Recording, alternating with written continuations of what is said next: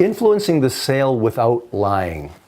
This is really important because so often in sales, salespeople or peddlers or people that are out trying to flog something, there's all kinds of terms we use to describe this when it's not done well, we feel pressured.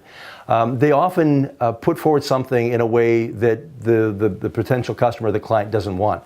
I believe there's a way of doing this with full integrity. How I believe we do that is by recommending a solution. And mark this word well, because if you think of selling, and if you happen to be in sales currently, and you're out doing your always be closing, the ABCs of closing, or whatever you happen to be taught, or the mantra around your organization, I'd encourage you to shift from that, because I believe we close more sales, not by trying to close the sale, but by helping the client understand that what we're presenting has high value to them, that we're supporting with integrity, and that we can honestly put forward and recommend that what we're proposing for them will have the greatest impact for them. Again, it's not about us, it's all about them.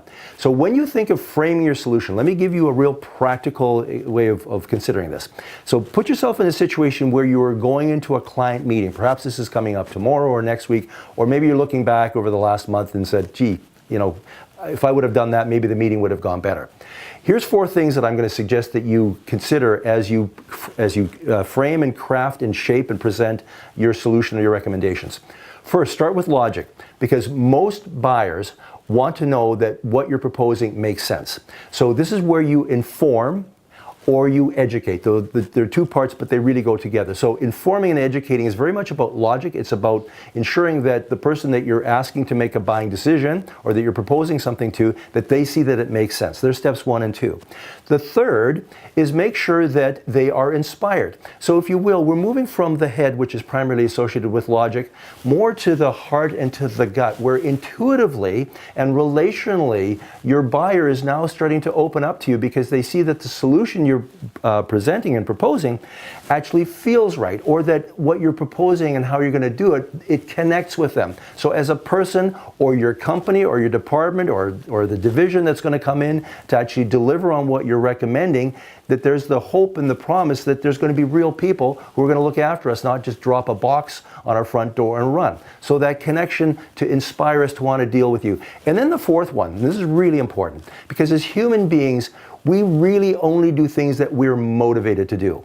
And motivated either for a sense of gain, in other words, to improve and to get better, or motivated to avoid something that pain, fear, discomfort, anxiety. So it's either we want to get better, or we want to avoid something that is bad, or eliminate that situation if possible.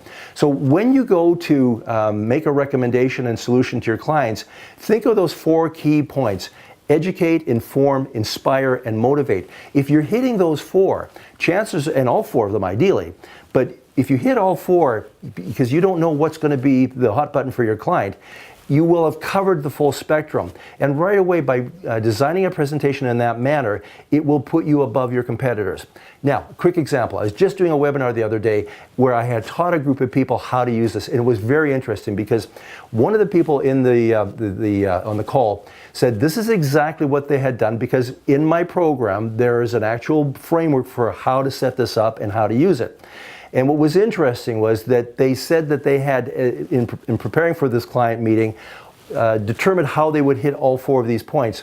And it was interesting, they realized that in the past they had been missing some things that were now so obvious, once they were pointed out, that they now needed to incorporate. So when they started incorporating this, their presentation, their impact, and the trust with that prospective client went up directly, and they won work. And people that I teach this to, again, because I've been doing this over the years, when they do apply this, what I'm sharing with you today, it works. So think about how you can change or transform or improve your connection and your meetings with your clients to present solutions that touch on the 4 things that I presented.